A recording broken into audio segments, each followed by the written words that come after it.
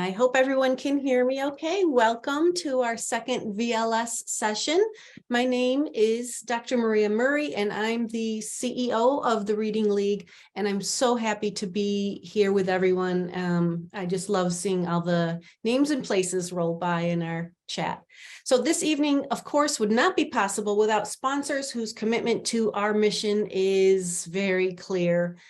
Thank you, Reading Horizons and Voyager Sopris Learning for underwriting this new series. In this series, we have two important goals. First, we aim to highlight the Trailblazer scientists. These are the people who worked tirelessly. Their brilliance and dedication spanned over years. And we are excited to foster an appreciation of the many findings that have been available to us for a long time due to that work. They faced challenges as well as lots of successes, stellar successes, and we are going to hear about all of those throughout this series. The second thing we aim to do is highlight the Trailblazers' proteges. These are reading scientists who were very fortunate to at one time be students or colleagues mentored or taught by the Trailblazer. And the term science of reading, we hope, will also foster an appreciation that this is how science works. It evolves over time. And this should bring to mind, too, that there are scientists who continue to do research to provide us with knowledge. The saying, standing on the shoulders of giants is exactly what we're talking about. All right, so now on to the housekeeping part, and then we're going to get started. Tonight's event is closed captioned.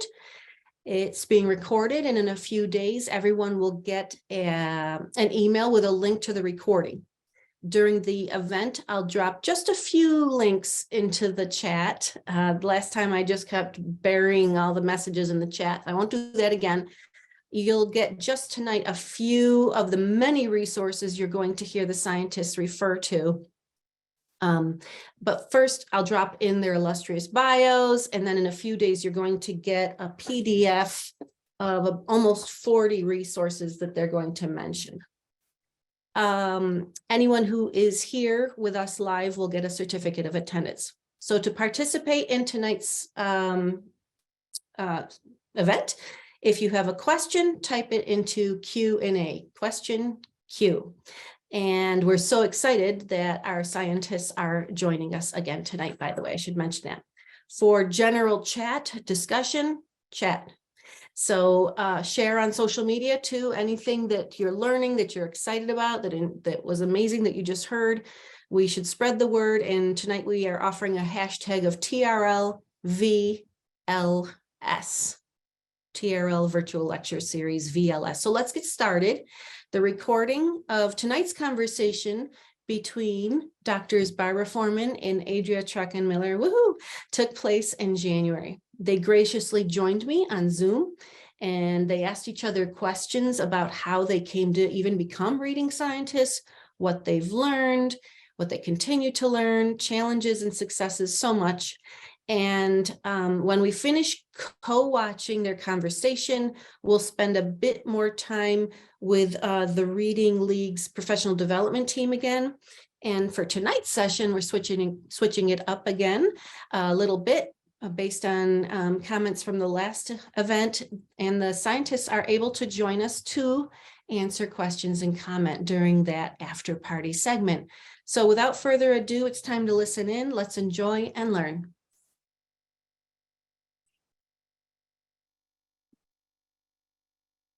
Teaching foundational literacy is an art.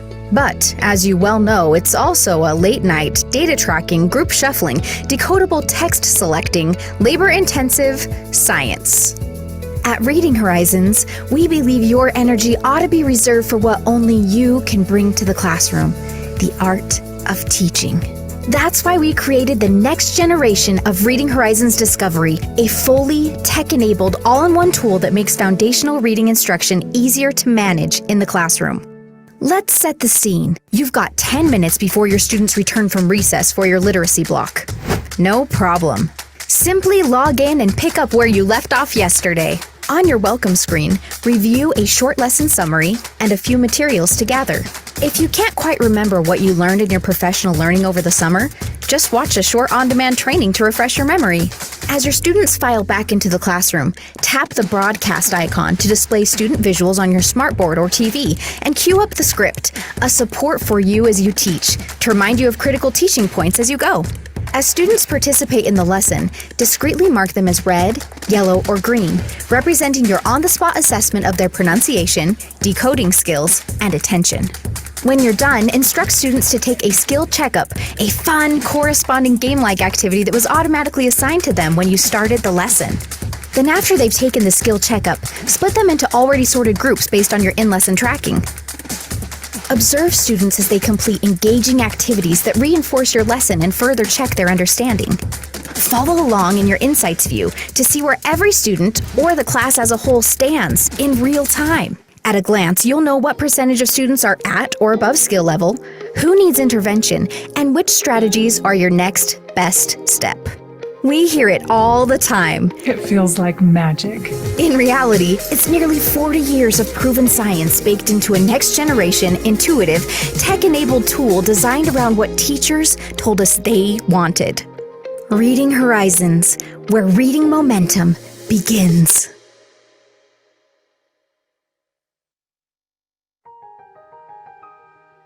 Across the world, brave educators like you are facing the challenge of identifying students who need extra support. Thanks to you and your dedication to your students, our younger generation will have the opportunity to graduate, hold leadership positions, have meaningful careers, and change their family's legacy. You're molding and caring for the young minds of the world, and we're here to help. Let Voyager Sopris Learning be your partner. Through a holistic suite of teacher-trusted interventions and formative assessments, we help students of all abilities master the foundational skills for reading, writing, and math. Our blended interventions are teacher-led, using explicit instruction and supported by evidence-based practices. With a 4-decade legacy of results, our solutions are created by expert authors and backed by rigorous research. Voyager Sopris Learning, so every student can master the skills they need to be successful in school, career, and life. Voyager Sopris Learning, the reading, writing, and math intervention specialist. Good morning, friends. Hi, Dr. Barbara Foorman and Dr. Adrea Truckenmiller. We're finally doing this on a beautiful day in January after the holidays. Happy New Year and happy 2023. Thank you very much for working with me in the last few months to connect and talk about how this should go and what people would like to hear. I know everyone is about to listen to something quite incredible that they have no idea about. So your histories and how you got into this are going to fascinate everybody. I'm going to jump in and say that I'm going to introduce Adrea first, and then she will go on to introduce Barbara. Can I call you those names during our conversation? Absolutely. Thank you. Dr. Adrea Truckenmiller is an associate professor of special education and school psychology at Michigan State University. Her expertise lies in the assessment of reading and writing to inform evidence-based instruction for all students. Currently, she is the principal investigator of an IES-funded research project, The Writing Architect. She's innovating educator training in evidence-based practices through federally funded training grants for master's and doctoral students, and co-created an online master's degree program in multi-tiered systems of support. Dr. Truckenmiller serves on 5 journal editorial boards, Lexia's Educational Leadership Council, and is co-chair of 313 Reads. Is it 313 or 313? 313, the area code. Okay, I was right. 313 Reads Evaluation for Equity and Impact Table. Thank you, Adrea. I want everyone to know that you and I met when we were doctoral students at Syracuse University. And we sat in my office in Dr. Benita Blackman's labs often studying for statistics. You helped me so much. I am forever in your debt. And That was a team effort. team effort. A lot of us were all still friends. We ate a lot of cookies and a lot of pizza and made it through. And Barbara Foorman, I met you at SU. I think you came to visit Benita, and then I've run into you in other places and sidled up next to you and snapped a selfie. You probably don't even know that. So we kind of know each other in advance, but Adrea, you've always been a dear friend of mine. And then I remember, well, you'll tell the story next. I'm going to be quiet right now of how you ended up leaving SU when you were done and going to the Florida Center for Reading Research. I just want to interject here, and then I'm all done. That the Florida Center, FCRR, as everyone should know it, did just receive the Reading League's Impact Award, Meaningful Impact Award at the October Conference 2022. And Dr. Nicole Patton-Terry, the current director, was there to present a keynote and receive the award. And that is presented to an organization whose contributions have made a significant impact nationally or globally in the field of reading education. Awardees have a proven track record of dedication to the science of reading and are fully aligned with the Reading League's mission, which is to get that science into practice. Could not have two more perfect people to take it from those words. Adrea, you're up. Thank you so much, Maria. I can't believe that I went from being in your office trying to muddle through statistics, then to, after graduating Syracuse University, I spent 2 years in Philadelphia at the Center for Effective Schools, Devereaux Center for Effective Schools. But then I can't believe I landed at Florida Center for Reading Research. And, you know, a year after being in your office, Barbara Foorman sitting in my office talking about a couple of projects that we were working on. So I was very lucky to be at FCRR while Barbara was the director of FCRR. And during the 5 years that I was there, she hired me to work on several of her IES funded, Institute for Education Science funded projects. One of them was part of the big Reading for Understanding initiative that she was running, the assessment project. We were subcontract to Education Testing Services at that time on that project. She had another huge project funded by Institute for Education Sciences to create a new measure of all of the component skills of reading from pre-kindergarten all the way to grade 12, enormous undertaking that we'll talk about in a little bit.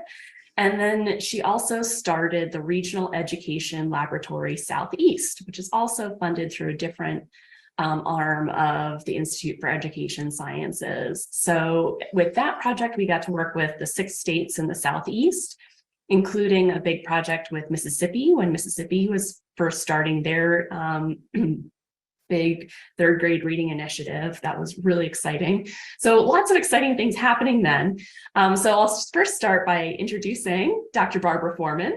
She's an internationally known expert in reading with over 160 publications stemming from many multi-site federal research grants and contracts.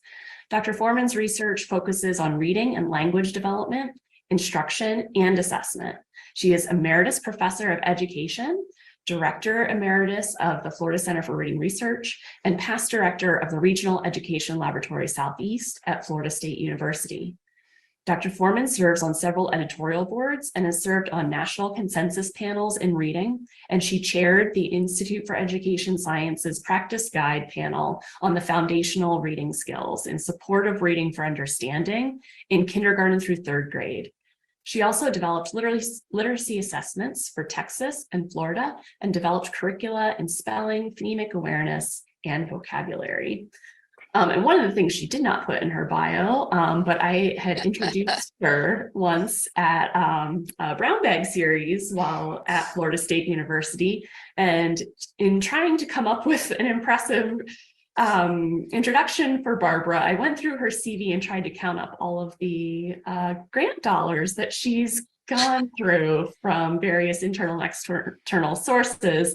And I got to $1 billion, and I'd only gotten to the year 2012 or something like that. So I just stopped counting. So it's hard to quantify and introduce this, but hopefully through this conversation, you'll get an idea of some of the other exciting things that Barbara has done. And so the thing that really just made me in awe, kind of how Maria always sets this up, is coming to FCRR, some of the seminal work that really drew me to you in your group, Barbara, was reading several of your works. And then we had used them in Benita Blackman's course at Syracuse University. That was our primary text for cognitive reading. It was really exciting. And then, in fact, you were one of the first to really pull in basic brain science and be able to translate it really well into an applied setting, like schools, and have the reality of schools really happen there. What was interesting, in 2001, in a book, Ginger Berninger quoted that Barbara thought that objective, systematic research might sort out in a more efficient way than each teacher having to figure it out in her own classroom. Which approach to prevention might be most effective? I think that sums it up so nicely and has so much power in it, in just that one little quote.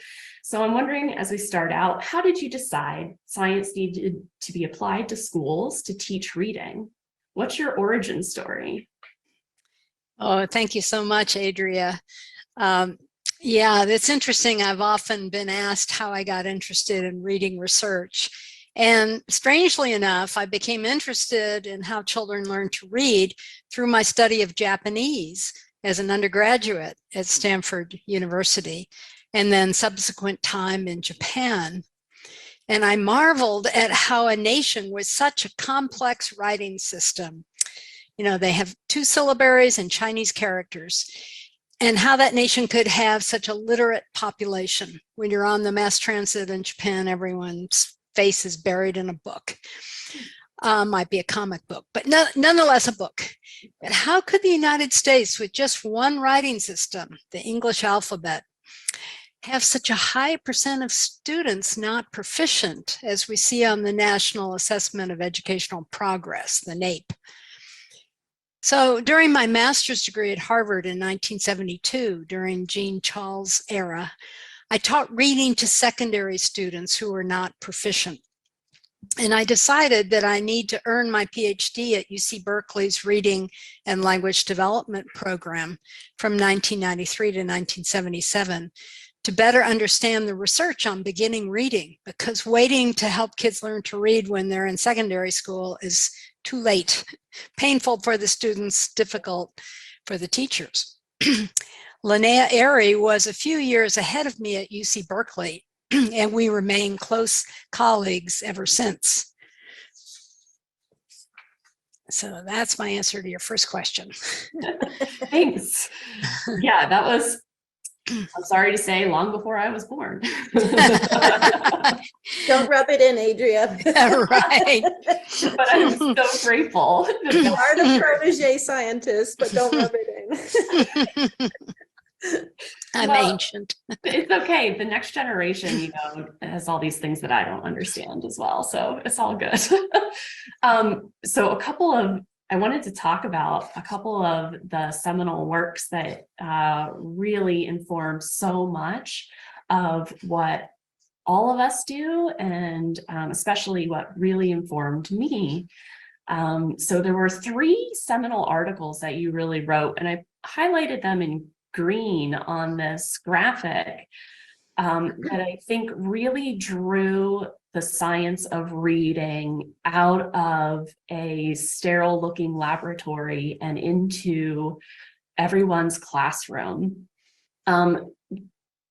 This first one, the monograph led by Keith Rayner and you and Chuck Perfetti and others, was this amazing monograph, so longer than a journal article, that summarized everything of the basic psychological science of how our brains learn to read into one place. And it was such an incredible synthesis across diverse fields of neuroscience, psychology, speech language pathology, linguistics. A lot of things went into this. And so your wide and deep perspectives on each of these pieces and knowing them so well, I think was eye-opening for me, to really think about the complexities of reading and all the things that we need to know that really enhance research.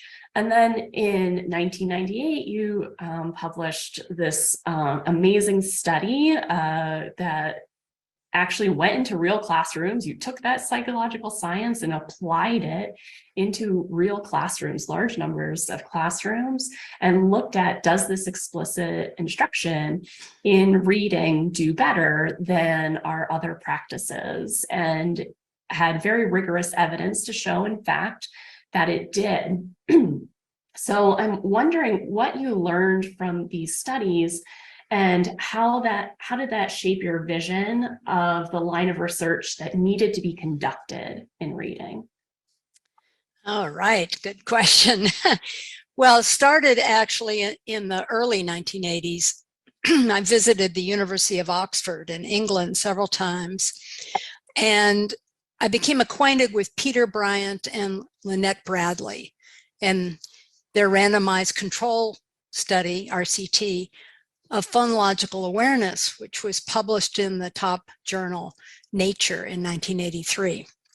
And they found that instruction in how to identify the common initial sounds and objects in sets of pictured objects improved reading and spelling success more than categorizing the objects by meaning.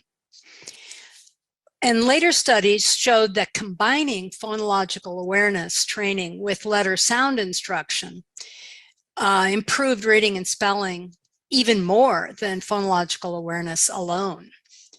So I sort of feel like I brought phonemic awareness to the United States. I invited Peter Bryant, Charles Perfetti, Gyo Hatano, who is my colleague in Japan, Jerry Rosner, and Harold Stevenson in the mid-1980s to a conference we held at the University of Houston, where I was an assistant professor at the time, to highlight the importance of phonological awareness in grasping the alphabetic principle, which is the principle that sounds and speech relate intentionally and conventionally to letters, printed letters. And so this conference and a subsequent book led to subsequent research by Maggie Snowling and Charles Hume in England, and then McClellan and Seidenberg's computer simulations showing how phonemic awareness served to jumpstart decoding and encoding letter names and letter sounds. And this is, of course, the foundation of phonics instruction. So during the 1990s, you mentioned my 1998 article. So I started my research in the Houston area. And the Houston area where I lived was steeped in whole language instruction. However, there was one district, prompted by its school board, I might mention, to let me compare whole language to phonics instruction in their Title I first grade classrooms. And the two publications from this work in the Journal of Educational Psychology during the 1990s received a lot of attention, especially the 1998 article that you mentioned that was published with my Houston colleagues, Jack Fletcher and David Francis. And I might mention that we also, I moved from University of Houston to University of Texas, Houston Health Science Center, and Jack Fletcher and I partnered with colleagues there to do brain research on reading. They were in the neuroscience unit, these colleagues, and prior to epilepsy surgery, they needed to map the brain, particularly the language centers. And they gave them reading tasks to do that. And we were able to look subsequently at sort of pre and post training in reading to see different brain activation patterns. As a non-reader, the right hemisphere looks at objects, letters, as just optical shapes. So a lot of right brain activity. But as the brain learns to read, you start to see the frontal areas, Broca's area, the phonological areas, and then moving back towards the visual areas in the posterior part of the brain become activated. So it's a biological signature of learning to read. But anyway, with Jack Fletcher and David Francis, we designed this year-long, several studies, but the 1998 study published in Journal of Ed Psych is what I'll focus on. These studies were funded by the National Institute of Child Health and Human Development, one of the 8 institutes in NIH. And this study was noteworthy because the 8 participating schools, principals, and first grade teachers volunteered to be in one of 4 conditions, with some schools having 2 conditions to control for school effects. And we called these conditions direct code, embedded code, research-based implicit code, and the district's usual implicit code instruction. And I'll define those in just a minute. And teachers participated in ongoing professional development relevant to their condition and engaged in the English language arts, ELA, reading comprehension and writing activities developed by the district. And researchers observed all classrooms multiple times across the year and measured students' reading growth and outcomes. So these 4 conditions, so direct code, and let me just say the names of these conditions were suggested by Isabel Beck. So direct code instruction was what we now think of as systematic explicit phonics instruction using the core reading program selected by the district, Open Court. Everyone thinks I selected the core program. No, the district did because they were already using Open Court math program. And embedded code was created by our research team with the help from the district. And it consisted of level text containing at least 1 target word with a sound spelling pattern from a list of patterns. The teacher would extract the target word from the text and ask students to extract the initial sound and the word family. So like at. Then students extended the pattern to make new words like mat, hat, cat. But remember, these are leveled text, so they may only have 1, at most 2 examples of this target sound spelling pattern. And the patterns were kind of randomly organized, not in any systematic scope and sequence. The implicit code instruction was based on whole language, which emphasizes meaning construction through guided reading strategies of pictures and syntactic cues, what we call the 3 cueing systems now. The professional development for research-based implicit code condition was led by a Houston area expert and based on the whole language philosophy as espoused during the 1990s by Routman and Weaver, to give students opportunities to read, write, learn, and construct meaning within a meaningful context. The district's implicit code condition followed the district's standard instructional approach, where training and supervision were delivered by district personnel. And I just might mention this is a very well-designed study because it kind of separates out the business as usual condition in most studies into one where it's sort of authentically research. I mean, where it's really based on the original ideas of the authors of whole language in this case. And then the district's implementation, which isn't going to be quite as rigorous because they don't have the personnel to do that.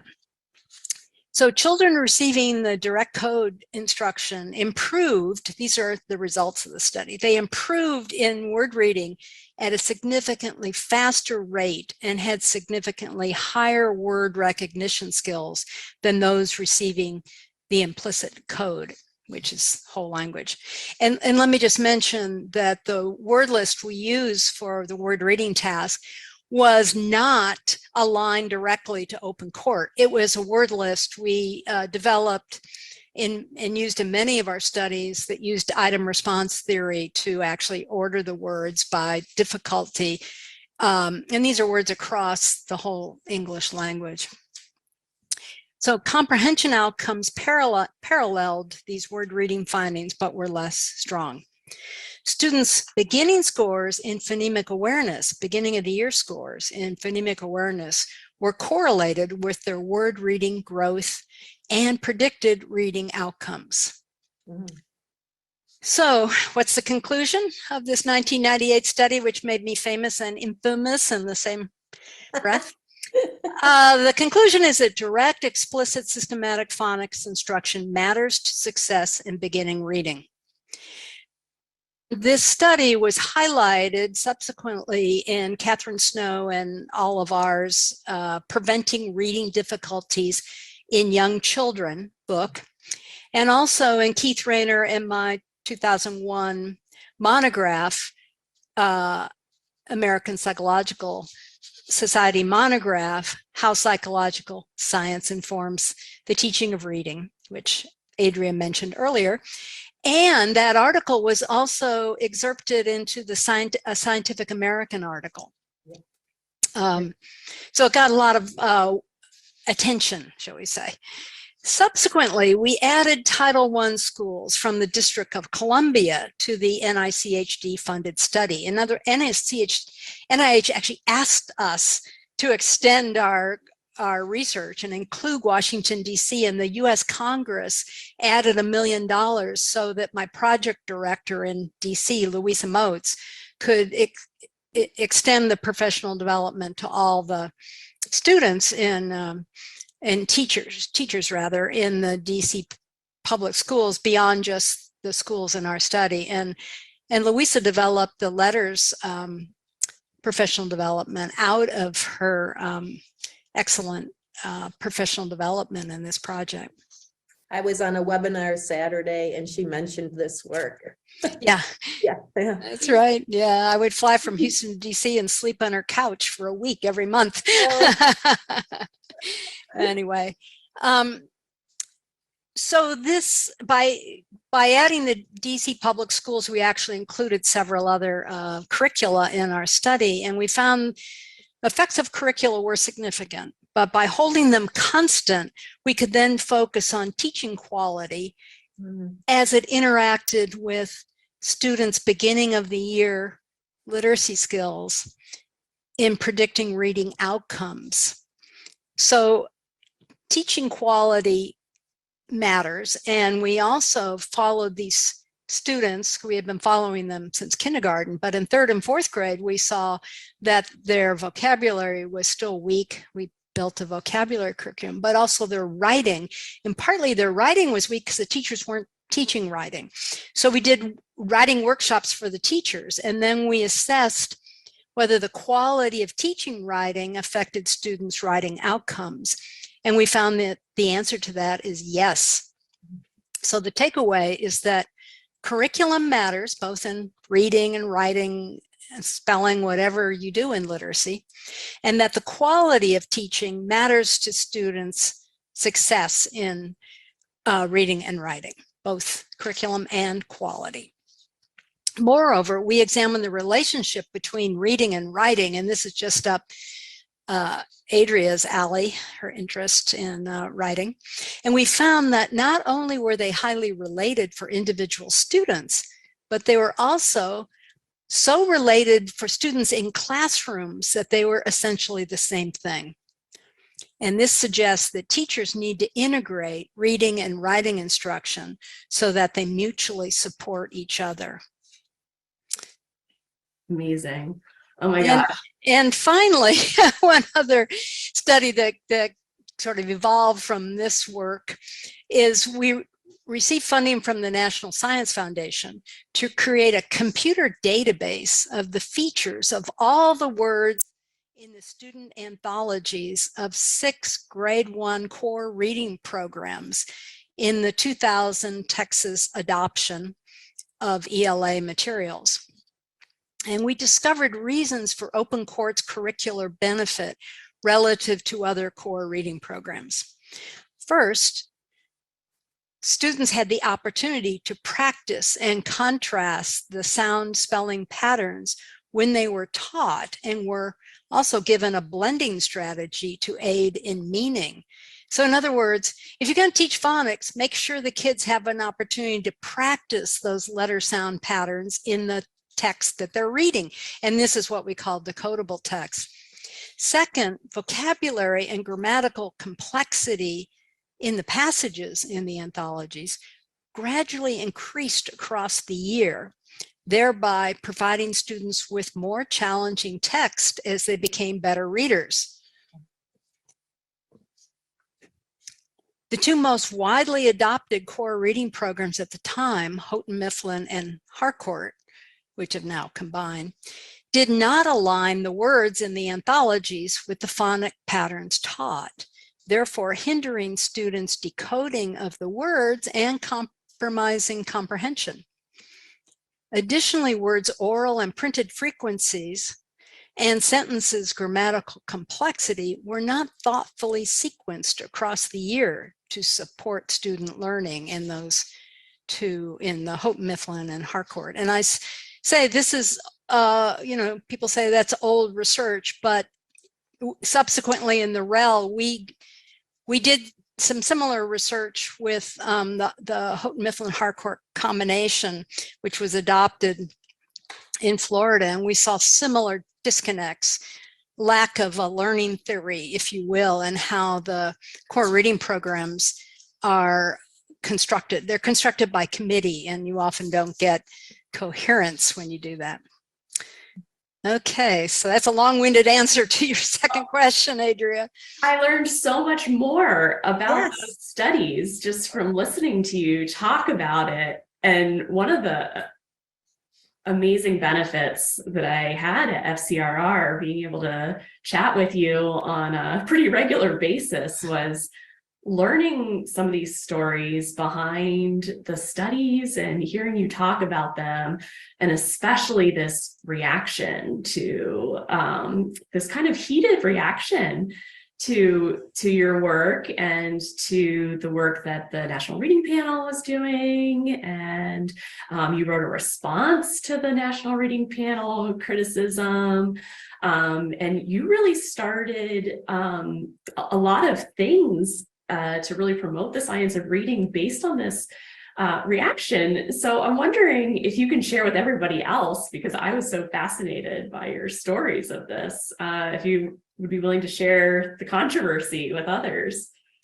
Yeah, I'd be happy to. And I must say that my colleagues, Jack Fletcher and David Francis, joined wholeheartedly in combating the misrepresentation of our research. And that misrepresentation, I think, was partly just not understanding quality research design, but also wanting to weave a different story to their audience. But I naively thought that the 1998 study would end the great debate over phonics versus whole language reading instruction.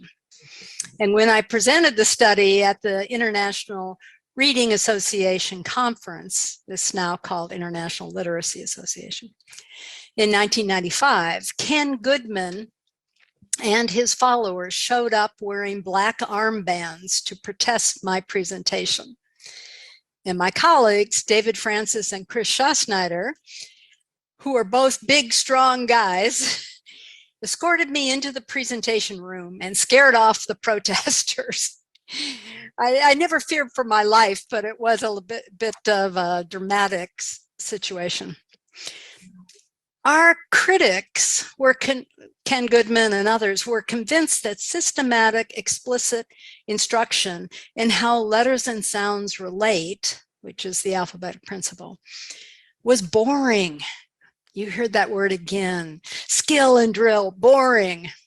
And to make reading fun, children need to use pictures and grammatical cues, which is the 3 cueing systems, so that they could guess at meaning in books based on patterns and word frequency.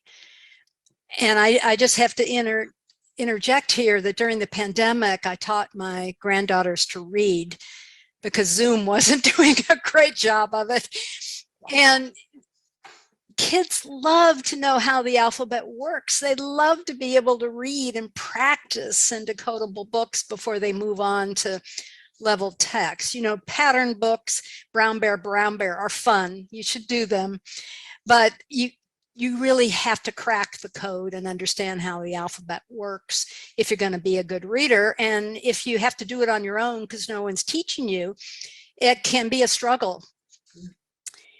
So our critics had their own science, and their science was based on anecdotes of individual teachers' practices in their classrooms, not on the large studies like we were doing, comparing reading success in students at different reading levels and different reading programs, where we actually observed implementation of any professional development in the classroom and saw how it related to student reading, spelling, comprehension gains.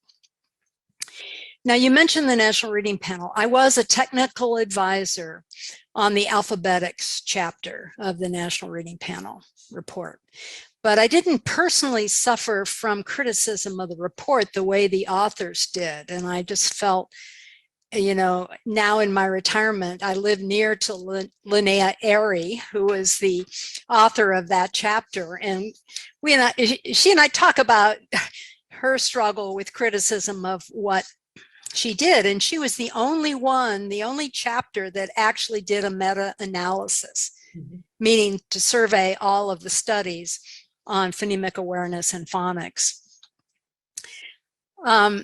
And in my chapter with Carol Connor on primary grade reading in the 2011 Handbook of Reading Research, Volume 4, we point out how critics misunderstood how the 0.41 effect size for benefiting phonics versus non-phonics program was derived. And that another colleague of mine, Carla Steubings, Jack Fletcher, David Francis et al., in 2008, reanalyzed the critics' data and showed that, in fact, their data was consistent rather than inconsistent with the NRP findings. So the moral here is you've got to stand up for your study results and explain them in plain language so that not only your critics understand it, but everyone else out there who may be only reading the critics' criticism. So my attempt to educate educators about evidence-based findings led me to join the board for the Society for the Scientific Studies of Reading, SSR, in 1994, and then subsequently found with Larry Hedges in 2006, the Society for Research on Educational Effectiveness, SRE. Finally, my concern over the low national reading scores led me to accept membership with the Framework Committee for the National Assessment of Educational Progress, the NAEP, in 2007. So that's my story about the controversies and how we dealt with it. Amazing. And I love how you brought up your transition here from, okay, we need to get this into the hands of real people every day on the ground, on the front lines doing all the work. And I've just been in awe with the massive leaps in education that have occurred because of that. So you became the inaugural editor of the Journal of Research on Educational Effectiveness, saying, yes, we can examine how effective educational practices are, and we need to get that out to other researchers and to the schools. And you did that through the Regional Education Lab. You were the director of FCRR. Joe Torgerson brought you in 2007, and you were director until you handed that off in 2016, which was right when I also left FCRR. So I was very lucky to be a part of your last few years there. And now FCRR is celebrating their 20-year anniversary of contributing. One of the biggest things when I was moving from Philadelphia to FCRR, I was talking to some of the schools that I was working with at the time, and they were like, oh my gosh, you're going to the place of the student center activities. And they're so well known across the US, these free activities that are all based in the science that you did. I'm wondering if you can talk about that time that you were the director of FCRR, about the expansion and the impact of FCRR under your leadership, and then the story of the funding that you had while you were there, and also your experience from being the commissioner of the Institute for Education Sciences, which is also having its 20-year anniversary of research and funded research, and how that shaped this current generation of reading research. Sure. Well, so I've been funded by NICHD in the largest and longest running individual research grant. They call them R01s. And I had served on NICHD study panels to review their grants. So it wasn't surprising that I was asked to serve on the governing board that morphed OERI into IES in the US Department of Education. Once Congress passed legislation that authorized IES, which is Institute of Education Sciences, in 2002. And that I was also asked to move my NICHD grant to IES as part of an interagency research initiative that also involved NSF. In other words, they're trying to help IES get going by loaning grants from NIH and NSF to IES. So after chairing IES's reading and writing panel, the new director of IES, Russ Whitehurst, asked me to come to Washington in 2005 to serve as the first commissioner of the National Center for Education Research at IES. So my university, UT Houston Health Science Center, loaned me to the federal government for 1 year. And actually, that sounds strange, but a lot of universities loan their faculty to the federal government because you don't want to lose your retirement and everything at your home university to work for the federal government. You don't want to become a civil servant for a short period of time. So this loaning happens quite a bit. So I was there for a year in Washington, D.C. as commissioner of NCER. And I learned so much about federal policies and politics during that year. And I think I also learned, most practitioners are not going to go to journal articles. There are firewalls that prevent them from getting there. And also the journal articles are written in a obscure social science languages that most practitioners find baffling. So while in Washington, I was recruited to replace Joe Torgerson as director of the Florida Center for Reading Research, FCRR.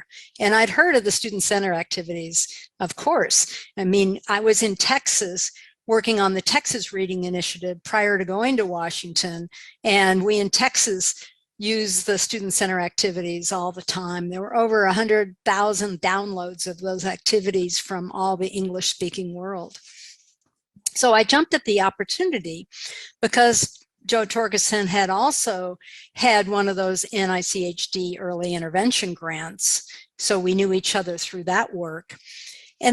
But the biggest, and then we'd also directed the Reading First activities in our states, Joe in Florida and me in Texas. But there was a challenge when I moved in 2006 to become director of FCRR. Reading First was ending and I had to find funding for FCRR. So I developed several strategies. First, I encouraged FCRR faculty to apply for federal grants, IES, NICHD, NSF. And I hired and mentored new faculty such as Dr. Young-Suk Kim and Ginny Wanzik to do the same, and postdocs like yourself to come on board. And of course, all those people are gone now, but that's what happens when you mentor good people. Then other institutions snatch them up. But that's what you're supposed to do when you mentor.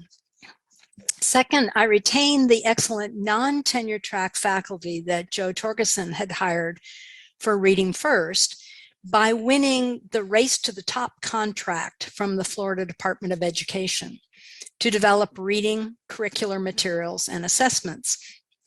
And as part of that work, we developed the Florida Assessments for Instruction in Reading, the FAIR, and trained Florida teachers to administer it in grades K-2.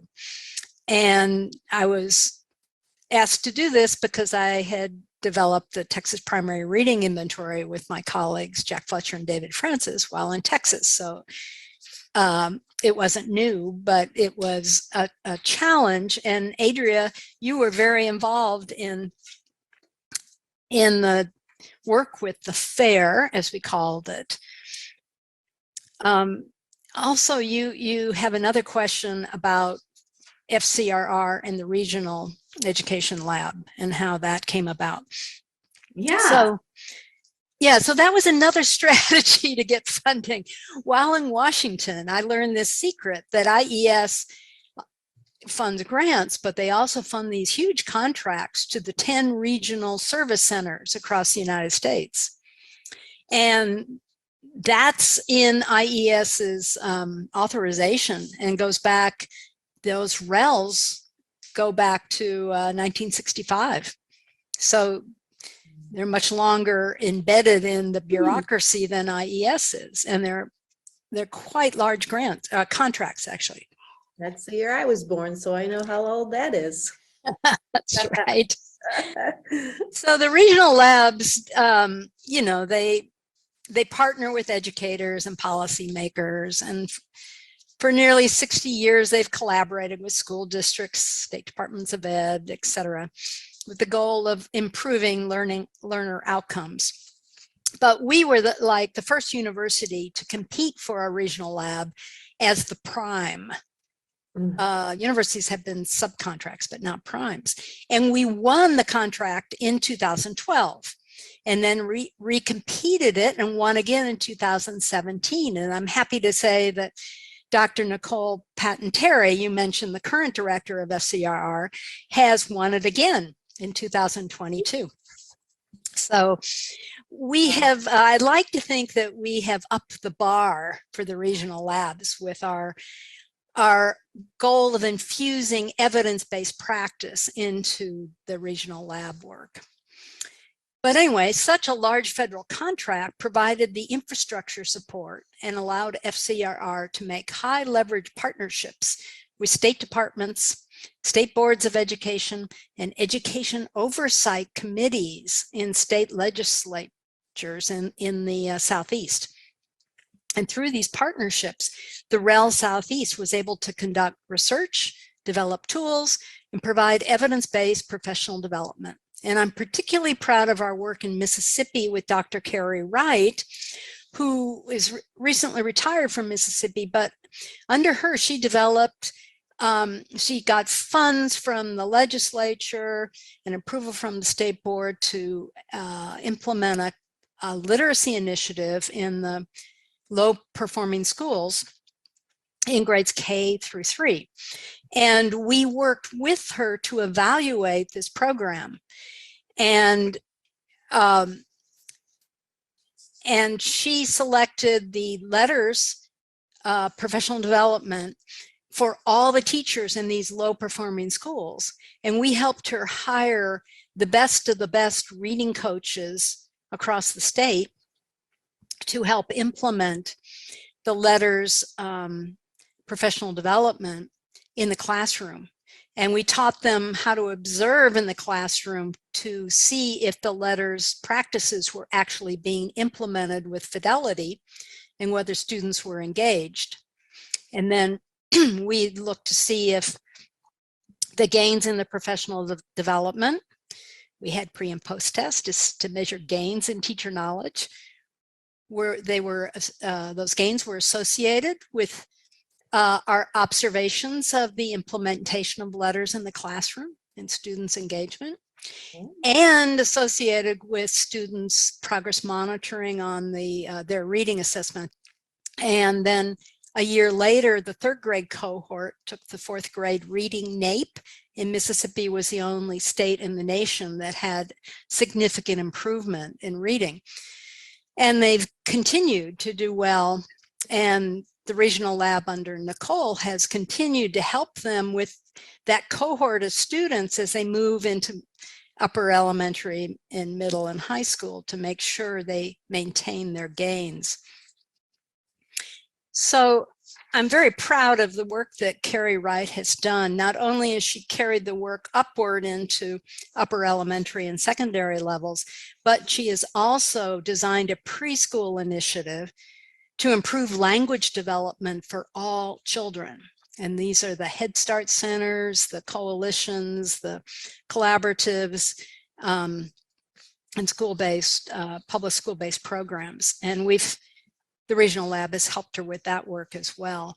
And then Dr. Wright became president of the Council of Chief State School Officers, the CCSSO, and she worked to mentor other chiefs across the nation in evidence-based practices, including the chiefs in North and South Carolina that our REL was working with.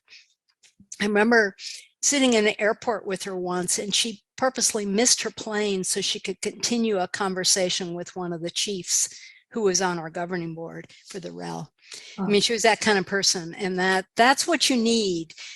I wrote a piece for the comprehensive centers on high levers for getting research into policy. You need people like Carrie Wright who understand research and form a real high leverage partnership with researchers to enable practitioners to learn the science of reading and get ongoing support to implement it in their classrooms. That implementation into practice is often what is missing. So Dr. Wright articulated several key points to her colleagues. First, the importance of planning evaluation prior to starting an initiative. Sounds like obvious, but it's rarely done. Often there's no evaluation. Second, we need to see whether teachers learn anything from professional development, so some kind of pre-post test measure. And third, whether learning informs classroom instruction. Observe whether those practices are implemented with fidelity. And finally, whether students' achievement improves. So she by herself, I think, and other not-for-profits have worked to really get the science of reading into the practitioner's daily life. But you also mentioned the practice guide. Yeah, you were working on that right when I got there. I was so excited for that to come out. So the What Works Clearinghouse has these practice guides, and those practice guides synthesize years and years of studies, weeding out those that don't meet standards, trying to focus mostly, they focus on randomized control trials and good quasi-experimental studies. And then they synthesize them, and they have a panel, and I was chair of the panel on the Foundational Reading Skills Practice Guide to make recommendations based on the highest quality of research. We started with 4,500 studies, winnowed that down to 800, and from the 800 that sort of met standards, there were 56 that were actually high enough quality to make recommendations. And of those, many of them are really intervention studies, or what people call tier 2, not classroom studies. So there's a lot of room still to do more classroom research in this area. But anyway, our practice guide and all other practice guides often just sit, in cyberspace. And what we did in our regional lab was to develop tools to help practitioners learn about and use the practice guide. And these are all free products, by the way, and you can find them on the IES website or the REL Southeast website.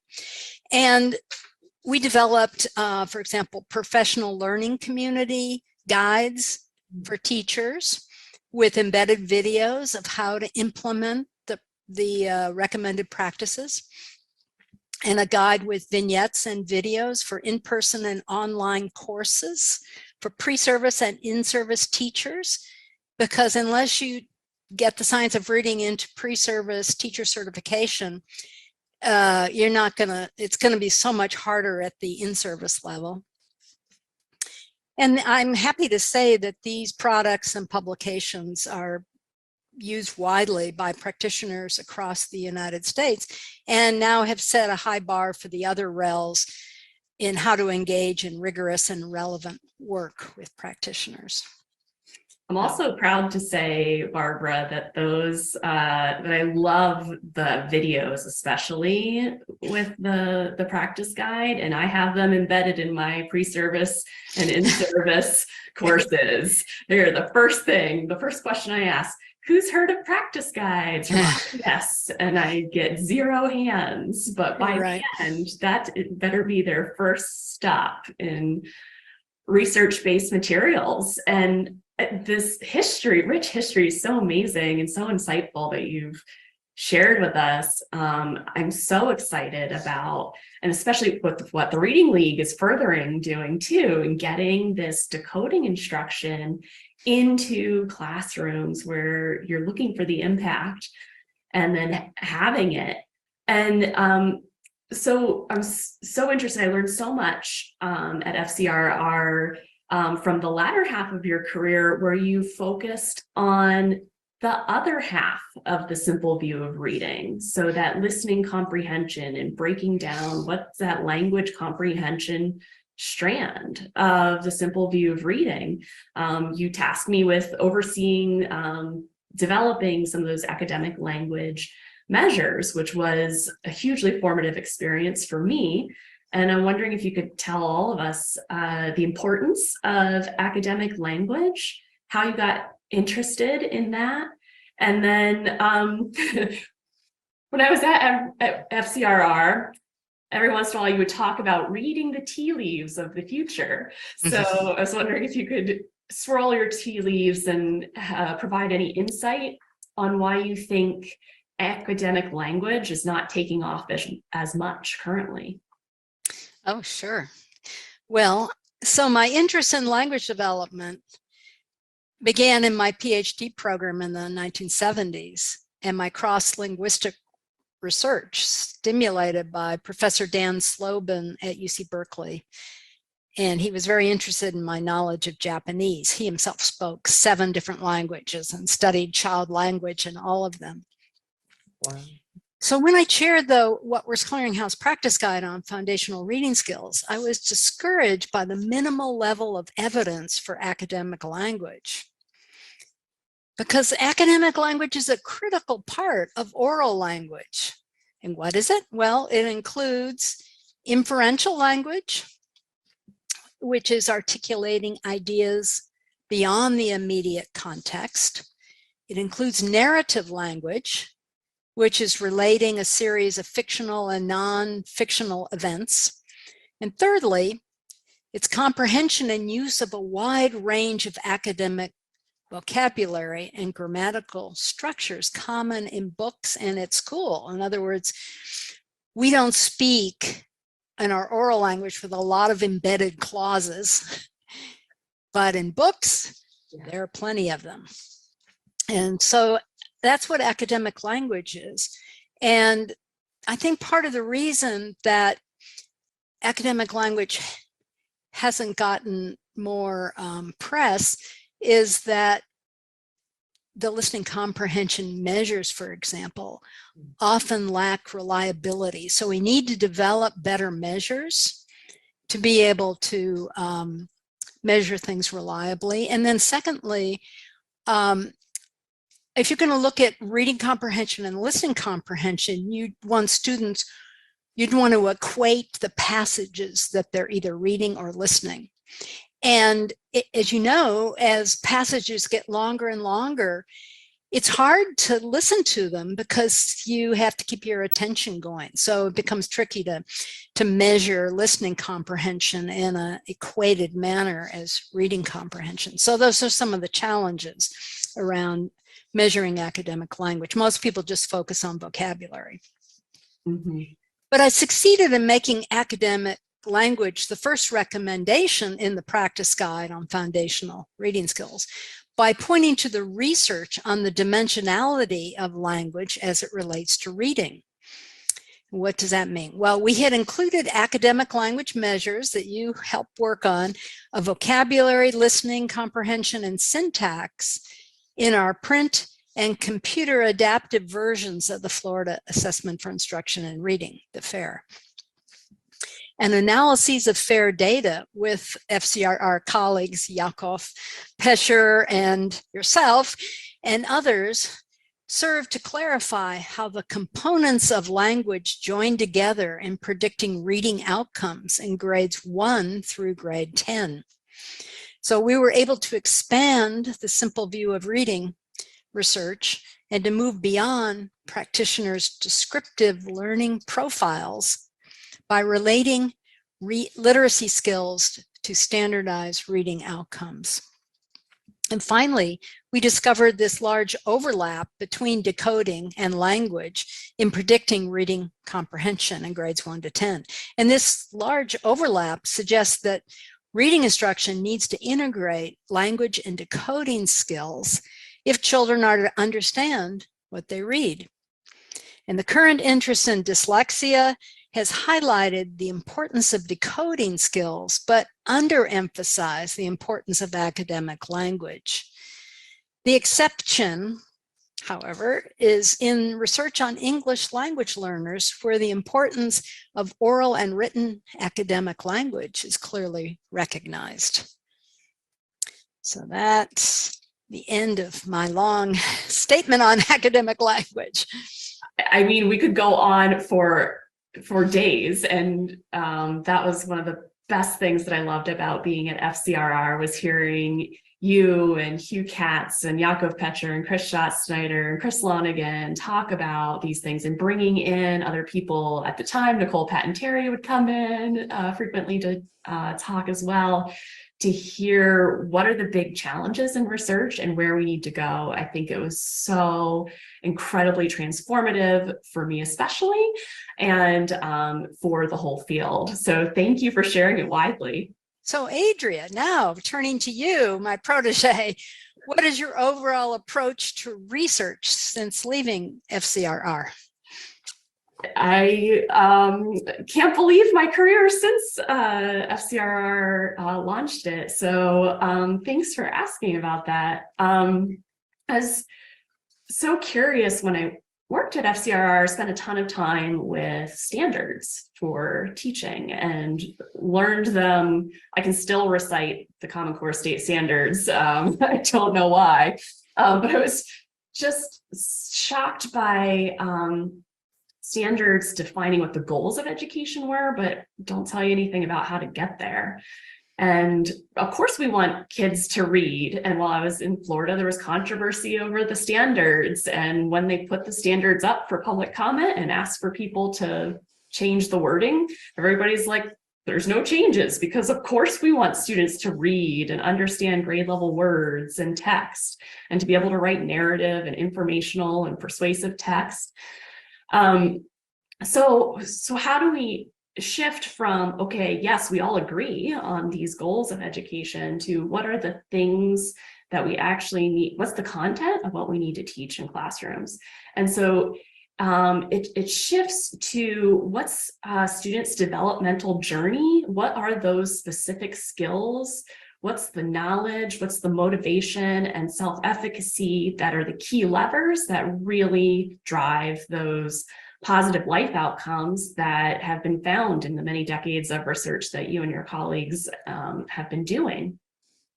And then also, how do we figure out how to intensify the instruction for specific groups of students based specifically on their development of those skills. So you talked a lot about in your research that where students started at the beginning of the year was very different across a classroom, and that where they started really predicted in those specific skills like decoding and academic language really predicted where they would go. So we need to find out where they are, and is there certain students performing higher or lower in their development that we need to intensify and accelerate development of those skills. So I was really interested in, since you gave me that amazing opportunity to dive into really learning academic language in depth, looking at how those skills, if we could keep going with this research that you were talking about. And then also I had an interest in writing from my graduate work in Syracuse. So we took those great studies that you had led and looked at the impact on writing development, and found that these same skills are really important, as you had found previously in your studies, are also important for writing. I think the other thing that's very compelling is the teaching of writing and reading as an avenue for equity and justice for various populations of students, that reading is access. And if we teach students to read, we give them access to great educational opportunities and then life outcomes that are so important. And writing is not only access, but it's power. It's empowering people to have their voice heard, and voices that we may not have been able to hear in the past. We have such opportunity with easy access to media. And so we want people's voices to be heard, and we want to give them that access to writing skills.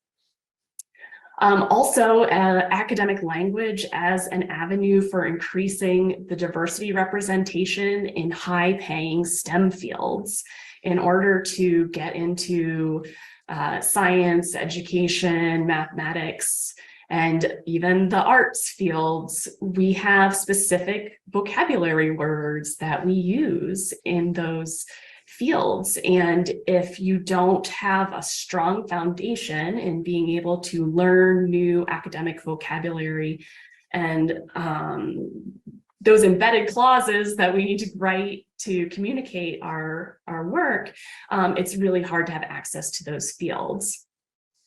So I really learned, like I said, I learned so much from the Reading for Understanding grant initiative and your the Florida Assessment for Instruction and Reading, and then you developed the Florida Center for Reading Research Reading Assessment, which is what those IES funds went to create this assessment from kindergarten to 10th grade.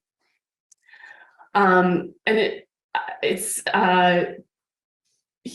so much learning experience just in 5 years, I think really launched my career and really helped me hone in. Like you said, there's tons and tons and tons and tons of studies, but only a few that meet the most rigorous quality. So you sent me off to Washington, D.C. to learn the What Works Clearinghouse standards of studies, of what makes a really strong study so that we can increase the rigor of science. I still tell my students to this day about how you're able to, anytime you make a recommendation, you cite the authors, the date, and even the journal name of where that recommendation came from. And just the other day, my student said, "Adrea, you do that too." And I'm like, "Oh, that's new," because I didn't before. And so when we were at the center, you know, you brought in other faculty too, from speech language pathology, really strong methodologists. You built up such a strong methodology core and recognized the importance of partnering and teaming with people who had a lot of content knowledge and some rigorous methods, statistics, design skills, but then those methods, statistics skills people also had strong content knowledge, so that we could really work together really well. I had so many research questions that popped up from this, and I also learned how to run a really large project. I learned how to work with political groups, like working with the state. Barbara and I had many long conversations about how to deal with that, which is not something that's taught in an academic career Right. program. That's right. You need a law degree on the side. Sometimes. That's not a bad idea. I really think these people who go get multiple degrees, I see why now. So Adrea, we talked about academic language research previously. Where are you going next with academic language work? Yeah, it's super exciting. We had several studies together that really informed this. You mentioned three of them already. And I'm really fascinated by the skills that are generative. And what do I mean by generative? Well, we know vocabulary has been a hard nut to crack because it seems like, okay, everybody just needs to memorize all of these words, individual words, and grow their vocabulary. But we haven't been effective. We can teach kids 10 words and they'll learn those 10 words in 8 weeks or whatever. But then there's this sticky situation you keep pointing out of, then you do a generalized vocabulary measure and there's no change. So you pointed to something, morphology. A lot of other people are doing some cool work in morphology as well, where we can look inside the word, and a lot of our words have word parts. The smallest unit of meaning is a morpheme. And so we can break up our words into, for example, prefixes, suffixes, and root words. And if we can teach them those pieces, they can then put words together to generate many more words that they may not ever encounter. So for example, I learned so much about morphology at FCRR, I can now read a medical text and I can read the word, I can decode it very well because morphology is also related to how you pronounce the word, but then I can tell you what that word means because I can break it down into its Latin root pieces and I can tell you what it means. I can't tell you what the whole text means because I don't have the syntax piece. I don't have how the sentences go together. We need to teach that too. So I got interested in this morphology piece, especially, and then the syntax, most especially, because like you said, we have a really hard time measuring it. And so I learned a ton from you and from Yakov Pecher about how we measure these kinds of things, especially Yakov applies item response theory, which is the basis for how we develop computer adaptive assessments, like the Lexia Rapid, which is what the FCRR reading assessment eventually became. So I learned a lot about those pieces, and then I integrated what I took away from my graduate training. So at Syracuse University, my amazing advisor at that time and lifetime mentor, Tanya Eckert, was an expert in curriculum-based measurement. And so I pull a lot from curriculum-based measurement and combine it with academic IRT, item response theory types of measurement, and the concept, like the content of what we really need to learn.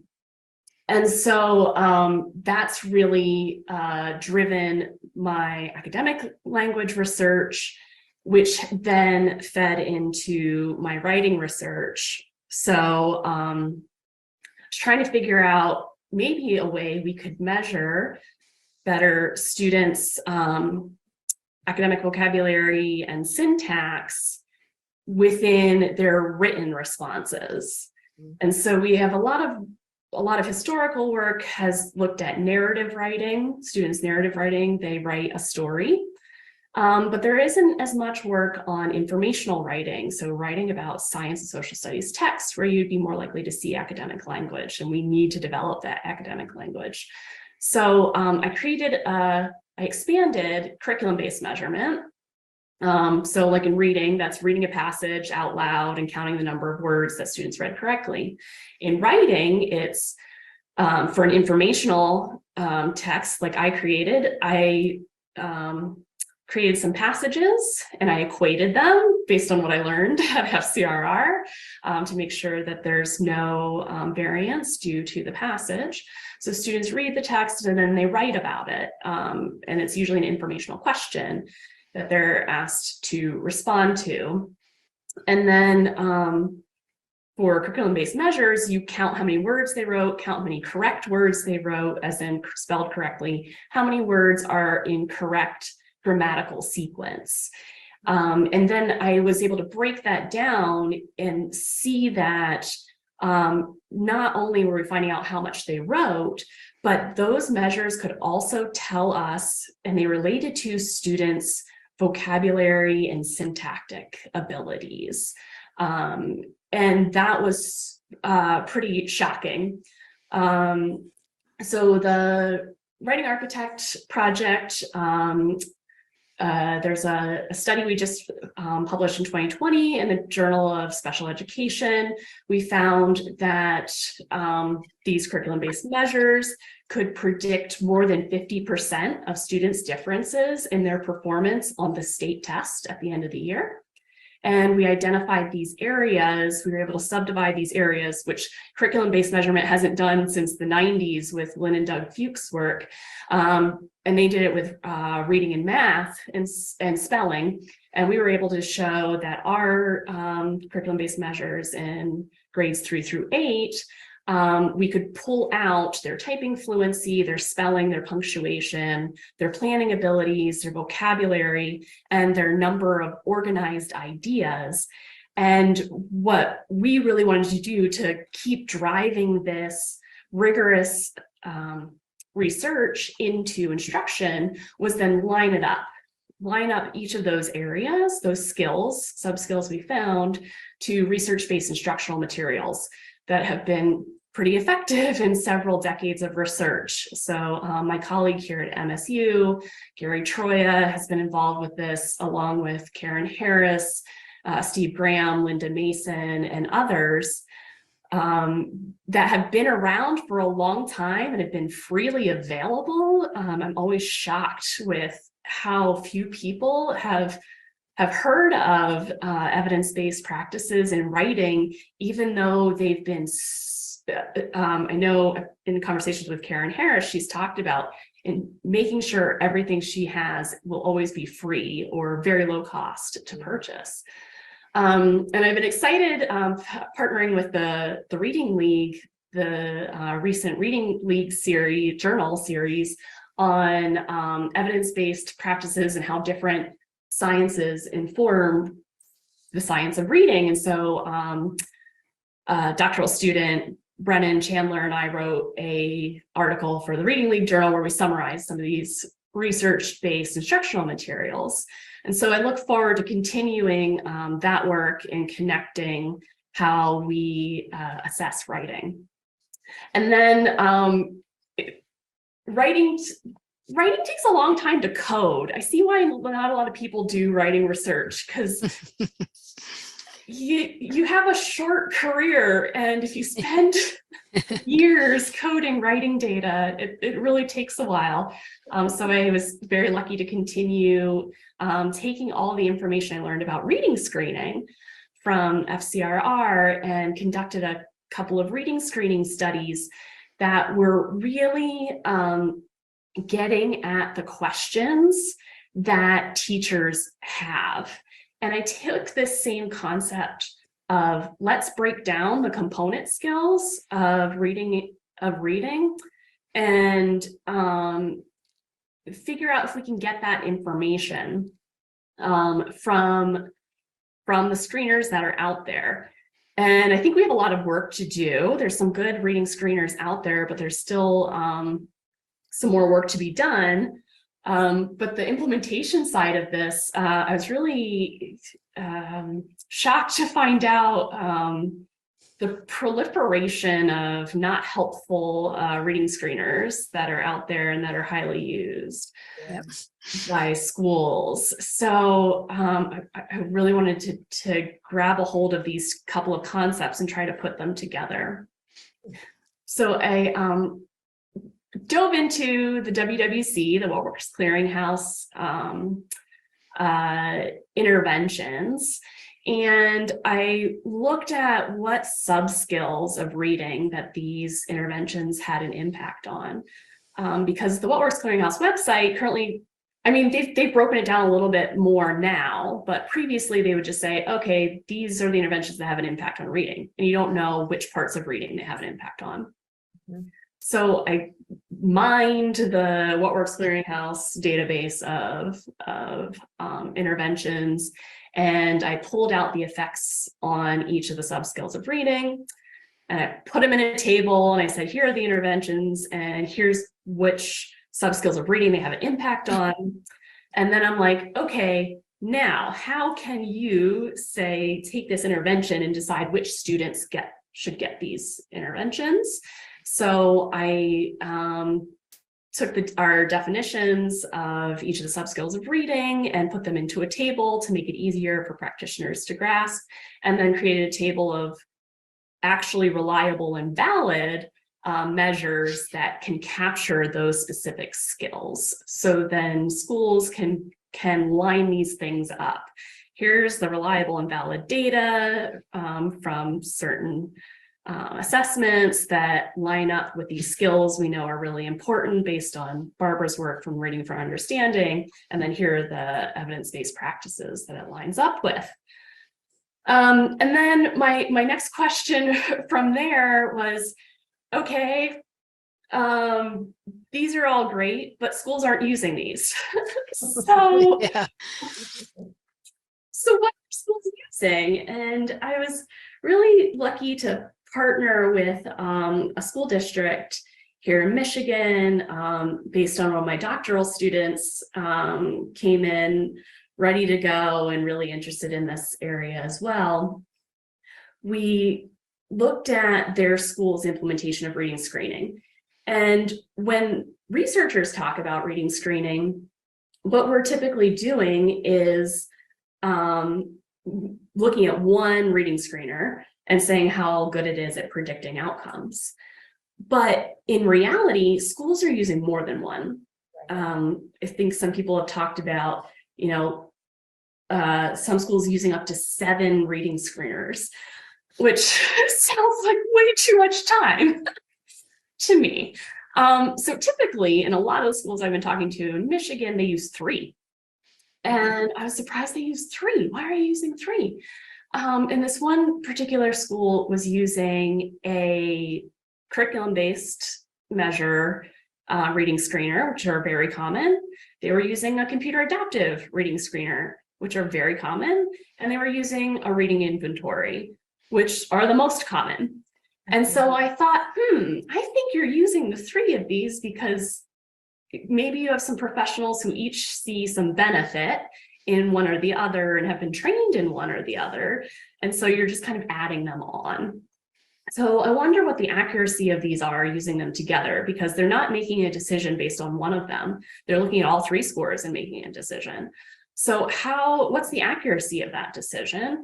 And then what's the cost of doing this in time and money? Because some of these take a long time. You think about those reading inventories, you get a substitute teacher for a classroom, and then the teacher pulls out each individual kid for 20 minutes to listen to them read and ask them questions. That's a big time commitment. And so I partnered with an amazing colleague here at MSU, Courtney Barrett, who is a systems researcher, and she does cost benefit analysis. And then I combined a statistical method that I learned from Yakov Petcher during my time at FCRR, called classification and regression tree analyses, to evaluate how this school could best combine their 3 scores to both maximize accuracy and then minimize the cost in terms of time and money. And our biggest findings is that schools might need to use a different cut score other than the ones that the vendor recommends. And others have confirmed this too, have found this. We found that the reading inventory was not only a huge cost in terms of time compared to the other screeners, it was also way less accurate in both decoding and reading comprehension.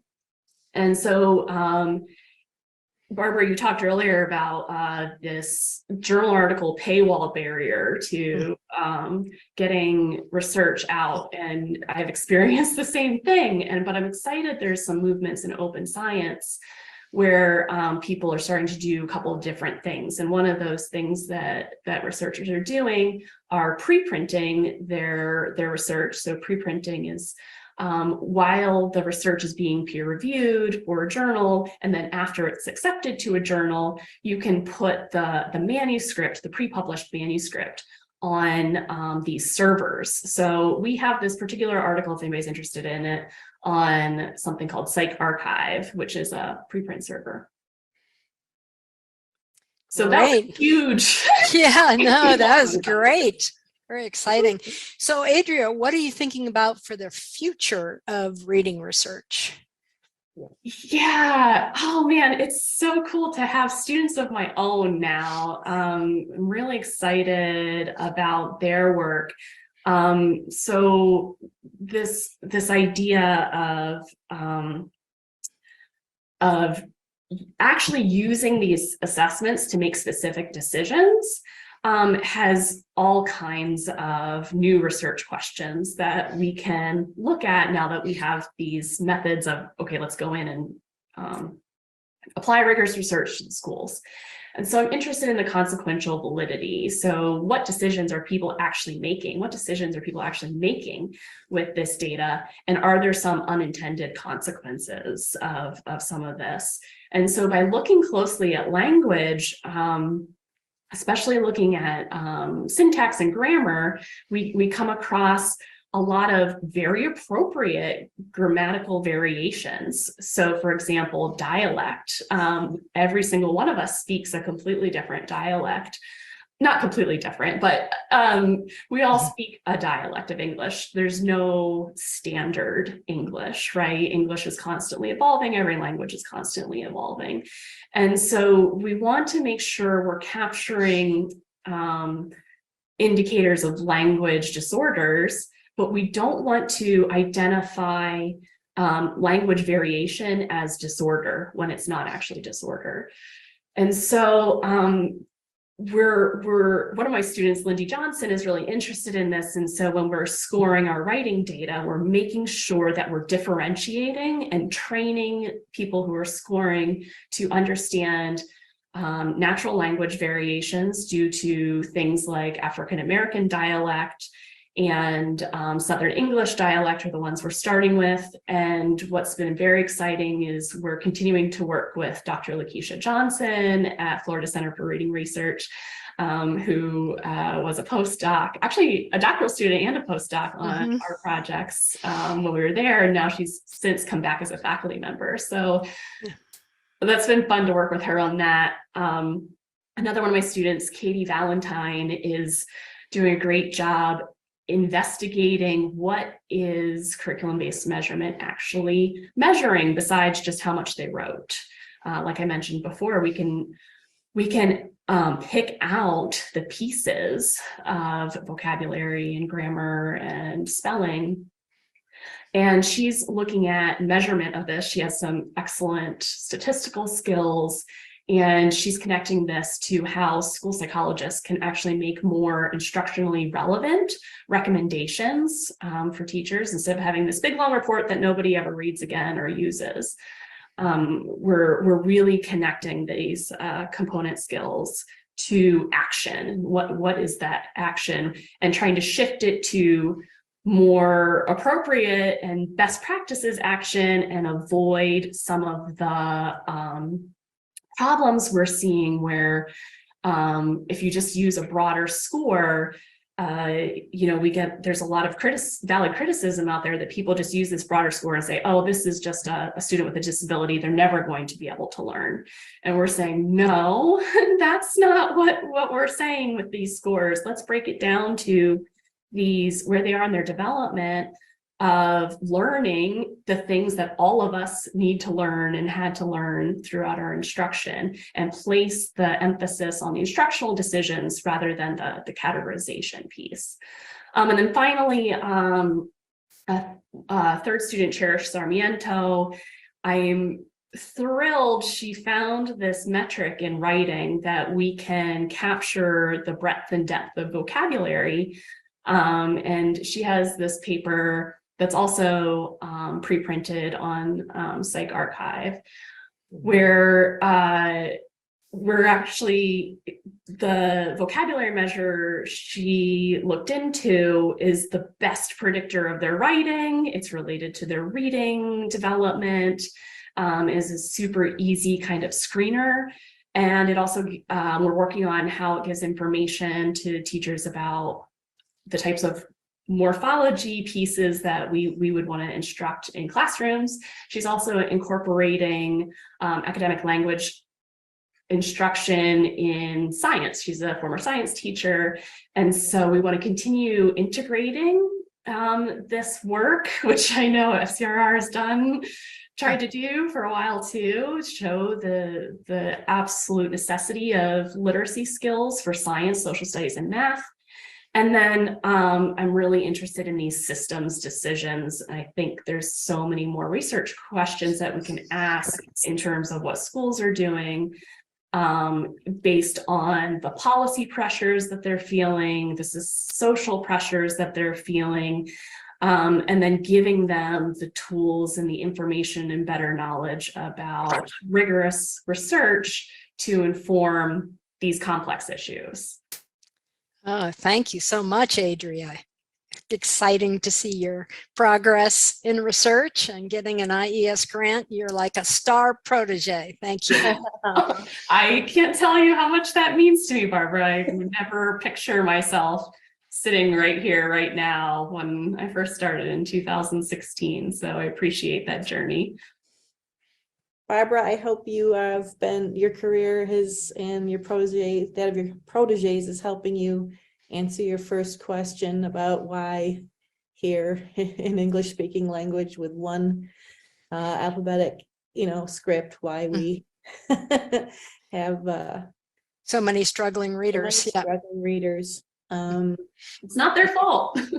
No, it is not their fault at all. And that's a beautiful piece. And I'm so proud that this conversation did what we wanted it to do, and kind of reveal for those who are watching the behind the scenes and visible dedication that we don't know that goes on. We see papers, if we are able to access them, we see parentheses with names in them and citations, and we do not fully capture and appreciate the tremendous amount of work that you do to get answers. And it just keeps coming, right? You get an answer, and while you're doing it, 3 more questions pop up. It's a whack-a-mole game. So, yes, thank you, Maria, for leading the Reading League too, and getting this information out and creating it, these products that make it digestible and understood. Just during this conversation, it dawned on me it'd be cool to make a science of reading tree. Like who learned from who and work with it. That would be kind of cool, but I don't know how to do that or find the time. But thank you very much for your time and willingness to share your stories.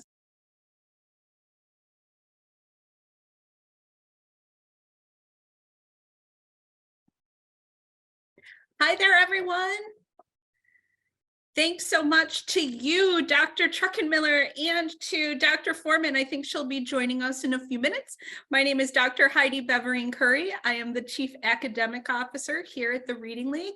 We are super happy to have you here with us tonight and to have had that nice talk in January and capture such a warm and stimulating interaction between you and Dr. Foorman, Adrea. So thanks so much for being with us.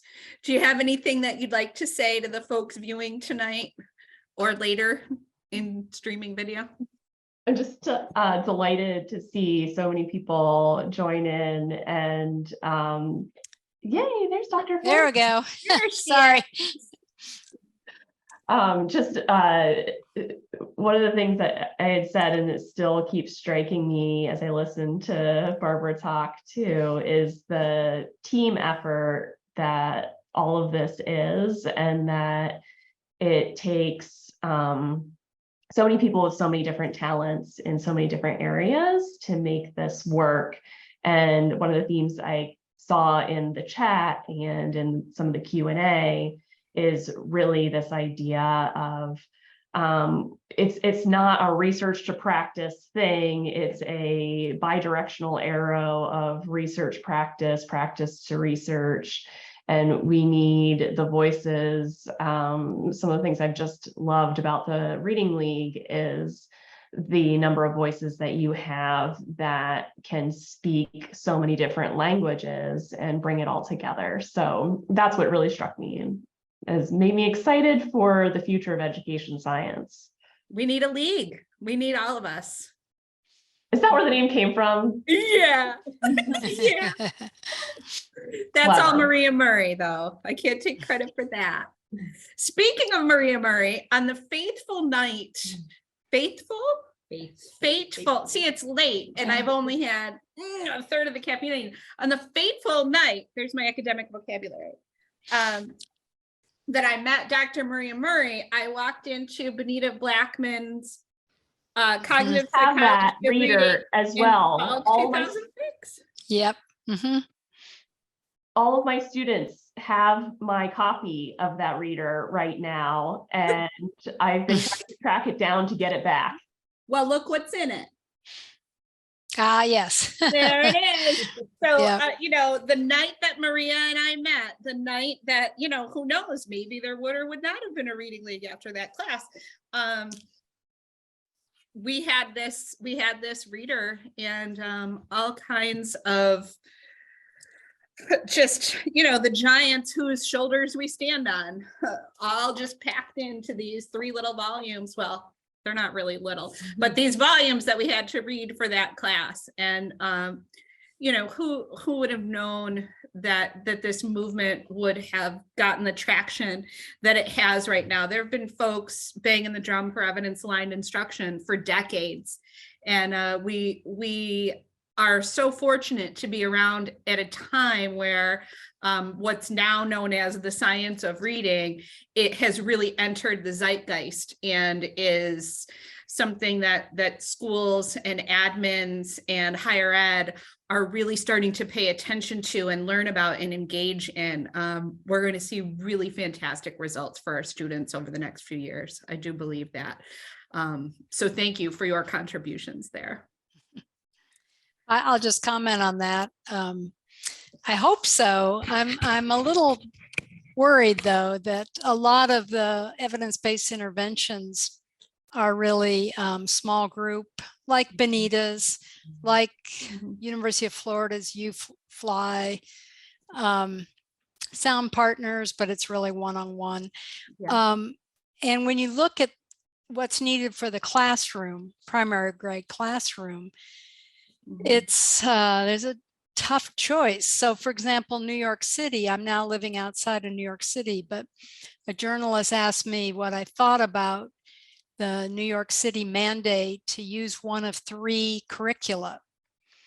And the new Houghton Mifflin Harcourt Into Reading is one of them, and that's the most widely adopted one by teachers. And then there are 2 that are more knowledge building curricula. So the journalists asked me, why are they going for HMH Into Reading? And I said, well, it's pretty obvious that it has everything, right? It's one of these huge core reading programs that meets all the standards. And you have the reading, you have the spelling, you have something for English learners. If you've looked at those core reading programs, current core reading programs, they are voluminous, humongous. You need a forklift truck to carry the teacher edition. But the teachers are accountable to the standards. And Adrea, you talked about the problem with standards. But if you take a boutique curriculum, like just a knowledge building curriculum, the teachers may worry they're not going to address all the standards. So a couple of the questions in the Q&A were about curricula. And I always have a hard time knowing how to answer that question, because there isn't like a gold star out there. There are various curricula that serve kind of different purposes. So I don't know how to answer those questions. And there were questions about the secondary education. And that's tough to answer too. Maybe when you have Sharon Vaughn and Jeannie Wansick in to the virtual conversation, they can address those questions because they have done research at the secondary level. Sure. And at a basic level, if we have older students who are still working on their word reading development, same message applies, right? We're still learning how to read words. And so, I think your work absolutely highlights the main ideas that teachers would have to take away if they're working with developing readers in middle school and high school. They have to learn, to read words, no question about that. But the motivation problem becomes insurmountable. I mean, that's how I got my first teaching was with secondary students who couldn't read, and the high interest, low level text sort of work, and you can ham it up with readers theater. And I had kids learning to read the driver's manual because they wanted to get their license. So there are various tricks, but the long and short is we need to improve primary grade reading so we don't have to face the secondary dilemma. That's right. At the tier 1 core instructional level, it's not about finding better interventions. It's not about, finding special ed teachers with more magic pixie dust. Right? It's about really tuning into that evidence base for all of our little fishies so we can cast a wider net with smaller holes, right? Mm-hmm. Yeah. Well, I wanted to take a moment. I think, one of the things that really sticks out, Barbara, in your 1998 article is this idea of 4 different conditions for word reading instruction. And so we put together just a little slide, and we're not graphic designers, so bear with us. But we put together a little slide, and I did put a prompt into the chat. Let me pull. Oh, it looks like you just sent it to me, Heidi. Did I send it to you? Oh, that's funny. Yeah. All right. I'll send it to everyone. From current. Joys of Zoom. There we go. So when we take a look at we have the larger category of implicit code with the 2 subcategories, and then the embedded code and the direct code method. I'm going to get back into the chat here and send this to everyone, not just Adrea. Adrea, I just really I'll take it. Thank you. I want you to please consider these conditions and how your practice relates. So what I'd like folks to do out there is take a look at these. And Barbara, perhaps if you could elaborate a little bit on each one and remind us and maybe give us some examples of what each of these conditions looked like, we could have teachers and admins out there sort of, you don't have to put it in the chat if you don't want to, but something to think about. Which condition most closely resembles what word reading instruction looks like in your school or in your school district right now? And what might, if it doesn't look like the direct code method, what sort of steps might be necessary to get us moving in that direction? Yeah, that's a good question to ask people. because I think the crux of it is the kind of text also that is used to practice the alphabetic principle. And people are afraid to use decodable text because they think it's boring. Well, it may be boring for the adults, but it's not boring for the children because they can be successful. Yeah, for sure. For sure. So if you wouldn't mind going through each of those conditions and just giving us a little refresher on what those look like. Yeah, so this, of course, was 1990s language. And as I said, Isabel Beck actually suggested the terms. So the terms do transcend all of reading instruction across the decades. But let me just say implicit code and embedded code are now shades of what people call balanced literacy, right? So the million-dollar question is always, how directly do you teach letter sound correspondences? And how much should the text, the connected text that children read, represent those patterns? And for the very beginning of reading, the more you can have the text be representative of the sound spelling patterns you've taught, the more you reinforce the likely success of children learning to read. But the million-dollar question, which underlies this term differentiated instruction, is some kids may only need a few exposures and practice with letter sound pattern, and others may need 5, 10 times. So in one of the articles we did, we found that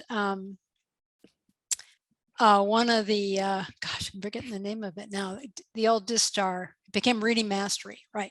It had a very small corpus of words, but students were allowed, they were exposed to those letter sound patterns in the words up to 5 times. And there are people who have, Retzma did a study in the 1980s to show that students on average need 4 or 5 exposures to a pattern to own the word. So there's a continuum of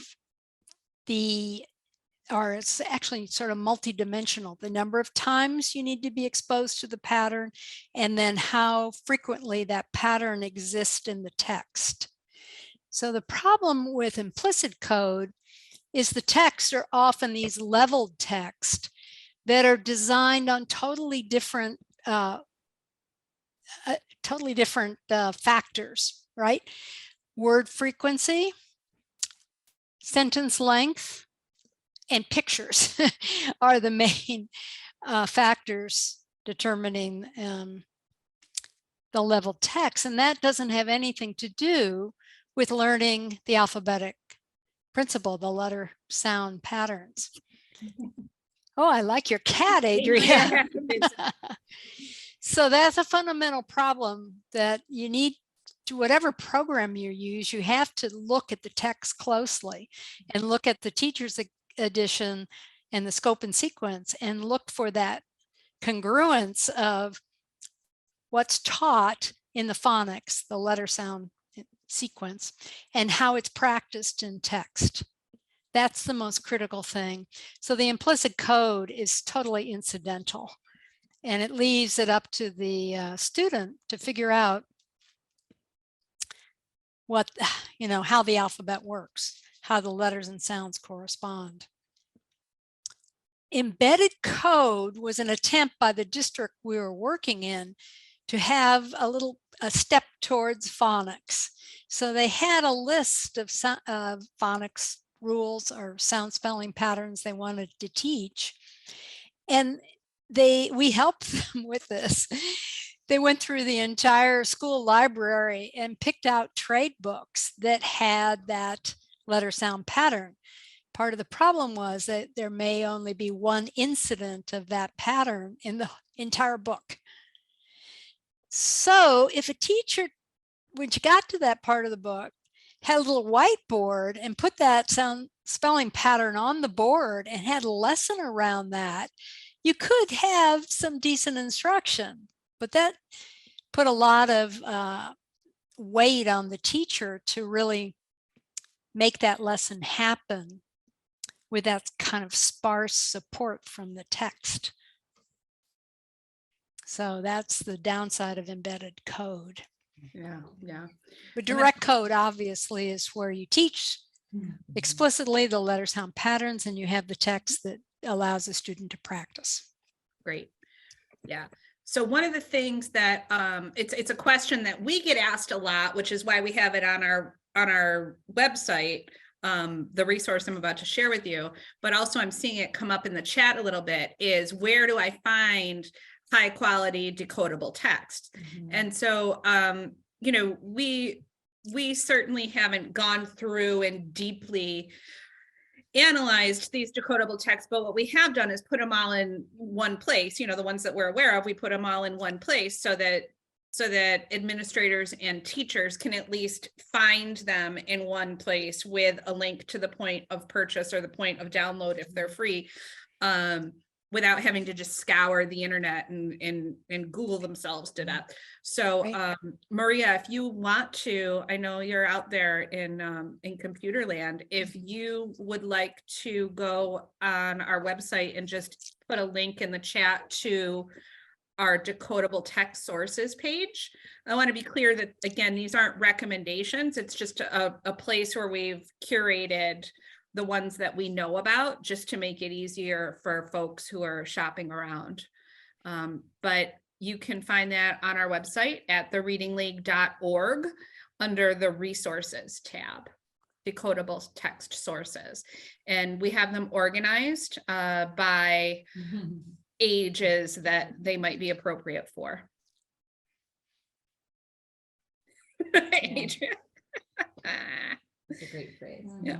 Or teachers pay teachers search to death. Right. Or now it's TikTok. Like there's always something. Now you can dance with your decodables. Great. So what would you say is the best takeaway for teachers that they can start to mold into actions that they can take into their classroom, from your work and from, you know, the body of work, from whence it came and where it went? Well, I think it's critically important that you foster oral language development, because that underlies everything else you're going to do in literacy. So you're building vocabulary, you read aloud to students, and that can be, you know, rich text above the reading level to build their inferential language, academic language, narrative structure. So that's the foundation, really. And then, you know, during the pandemic, when I was trying to teach my granddaughters to read, and we didn't have any materials except the FCRR Student Center activities, but also the Bob books are decodable. And, you know, there used to be a series called Ready Readers. And what I liked, it's not in print anymore, but what was nice, it followed onto the Bob books with the inconsistent vowel patterns. And the book would have a list of the words with those patterns, so you could also practice them in isolation. So you need to, the critical thing is helping students learn to master the alphabet, and that's encoding and decoding, right? So it's sounds to print, that is spelling or encoding. So movable alphabets, having students learn their letter sounds, but build words. And actually Isabel Beck's Making Sense of Phonics has a lot of good templates in the back of it for word building. And that's a really important thing to do with kids, because the alphabetic principle is productive. And the danger is you don't want kids to just start memorizing the Bob books, right? They need to be able to build new words with letters and write them. I would also mention with writing that you need to help kids with the motor activity, the visual motor in writing. As they're learning, to decode, and the encoding requires a written component to it. And that means learning the distinctive features. I've seen some kindergartens that have sort of glossed over that and then kind of realized too late that their kids can't write and they're sending home worksheets. They need to practice how to form the letters. I remember Ginger Berninger did a study, and then more recently, Rick Wagner did a study showing that just letter writing fluency predicts composition, macro level composition in 4th grade, because you just have to be able to write fluency. Learning to type is important too, but the beauty of the handwriting is you're actually forming a visual orthographic image in your mind's eye that can help with reading.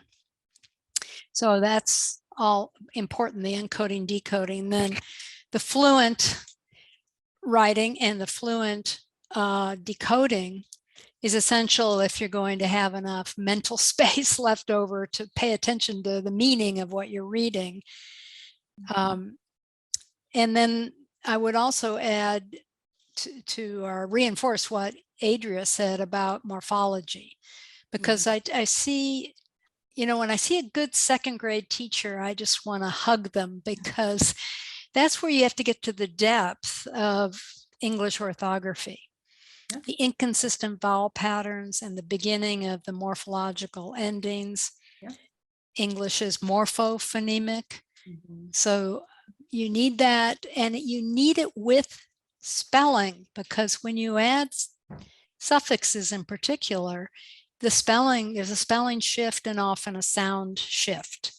So you go from sign to signal, you go from theory to theoretical, and that's just not being taught in our schools. Right. Not at all. We did a study in Florida with lots of students in Hillsborough County, and sadly, the teachers themselves didn't know the spelling rules. So you got to teach it. Yeah. And that there's an argument to be made to start some basic morphology in the primary grades, right? Like right in kindergarten, you could start talking about common prefixes and suffixes and how they change word meaning. Mm-hmm. Yeah. One of the things that you hinted at a little bit was cognitive load theory, right? You were talking about how if a child has handwriting fluency, that's going to support the quality of their composition. Just like if a child has oral reading fluency, that is going to support their capacity for reading comprehension, not only because of the implied accuracy of both, but also that efficiency, that I don't want to say speed, right? Because we want to say that automaticity, because it will free up that cognitive load space to do things like attend to character development or twists and turns in the plot, or learning something new from a nonfiction text when you're reading or when you're writing. You have that cognitive load capacity to use for developing more sophisticated sentence structures and really organizing your content. So that's something that seems to be a big aha when we get out there in the field, is that, it's not these people that are just pushing that reading fluency, or that are pushing that handwriting fluency. It's not about speed. What it's about is is maximizing cognitive load capacity for the stuff that really matters. So neat handwriting has kind of been pushed to the side because it's seen as a low-level skill. That sort of sets up this idea that handwriting is in competition with quality composition, and it's not. It supports quality composition. And it's the same thing with oral reading fluency, right? Like if I'm reading fluently, that is not competing with my reading comprehension. That is supporting my capacity to comprehend text. That's a big aha moment for folks. Mhm. Yeah. And I would actually think that the whole notion of the cognitive clearing up, that cognitive load is a big aha. And then it also sort of reframes when sometimes folks tend to think that there might be an inherent comprehension deficit because they read the text and it seemed like they didn't know what it was about, but perhaps so much cognitive effort was going to it, even though they were accurate, they were lacking that automaticity. And so perhaps it's not inherently a language-based difficulty, right? It's an issue with word reading fluency.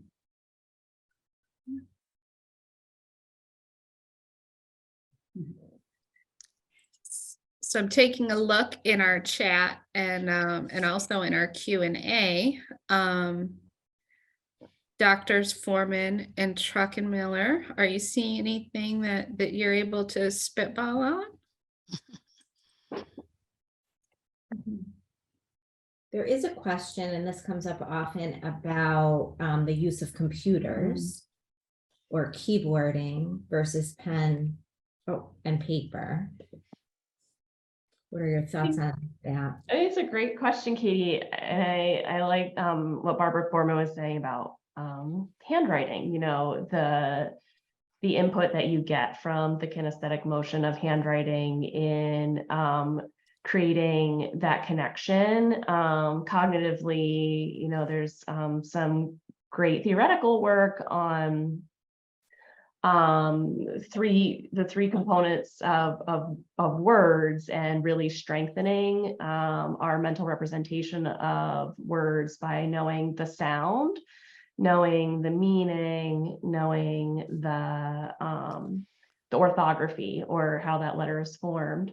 So interestingly, with the keyboarding and typing, while keyboarding and typing is not the same as handwriting, right? It's not reinforcing that in the same way, our letter sound connection. I just recently published a study in the Journal of School Psychology in 2022, where we looked at the things that are facilitating and constraining writing. And to your excellent points about cognitive load, we found that amongst our measures of spelling, sentence accuracy, so grammar type things, word order, planning, students' ability to plan, and typing fluency. But typing fluency in 5th grade was the #1 predictor of how the kids did on their state test of writing, because it was such a cognitive burden for them. And when we probed further with the schools, found out that keyboarding instruction had been removed from the curriculum across the board. And so I found it really interesting, and I'm glad somebody in the chat said something about Steve Graham's practice guide. I was trying to find what recommendations there are about typing and handwriting, like, you know, when should we teach typing? I think that's probably why one of the reasons why it got lost from the curriculum is when I was in school, it was taught in high school, but you need it way earlier now. So they're like, well, where do we put it? Everything else is full. So I'm sure it just kind of got lost. But he recommended that students be able to type as fluently as they can handwrite when it's expected of them. And we have a lot of states that have 4th grade state tests that require written typed written compositions. So he's saying we need our typing fluency to be as fluent as our handwriting fluency by 4th grade or earlier. So that means putting some instruction there in elementary. And in my study, I had 3rd through 8th grade. It wasn't a well sampled study, so it wasn't representative of populations, but it was a pretty big chunk of kids. And 3rd, 4th, 5th, 6th, 7th grade, all of their typing fluency was much lower than their handwriting fluency. And it wasn't until 8th grade they started to match. But that's changed since the pandemic. Holy cow, I was collecting data this year and the kids' typing fluency was way higher than what I collected in 2017, way higher. So that was interesting. Yeah. Yeah, that's great. Thanks for that. Well, thank you so much for being here with us tonight in the video and live. I know that our participants here are really happy to have had you available for answering questions in the chat and also to hear your responses afterward. So thanks so much for being here, and we really appreciate your work. Thank you so much. Thank you. Thank you. Bye, everyone. Bye-bye. Have a great night.